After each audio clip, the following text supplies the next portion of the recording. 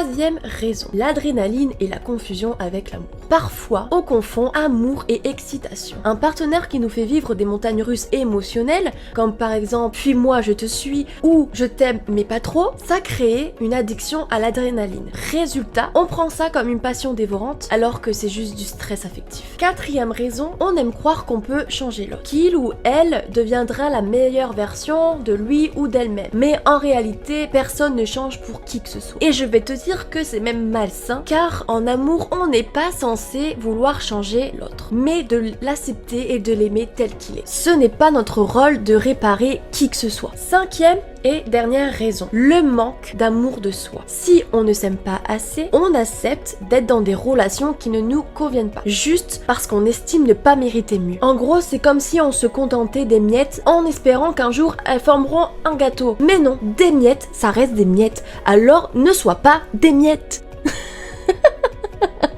Comprendo? Tu vas me dire, oui, mais comment on fait pour se sortir de ce cercle infernal? Eh bien, premièrement, on fait un travail sur soi. On comprend ses schémas, ses blessures, et on travaille sur l'estime de soi. Deuxièmement, on se pose les bonnes questions. Demande-toi si cette personne te fait vraiment du bien, ou si tu te forces à te faire croire que c'est le cas. Troisièmement, on accepte que l'amour sain peut être simple. On a parfois l'impression que si ce n'est pas compliqué, ce n'est pas de l'amour.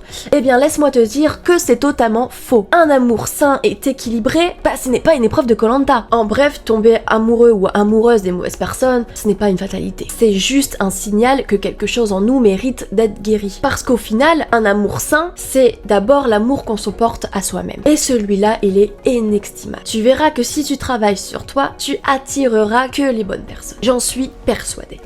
Dis-moi en commentaire ce que tu en penses de cette vidéo et de ces conseils, et je te dis à la prochaine pour une nouvelle vidéo.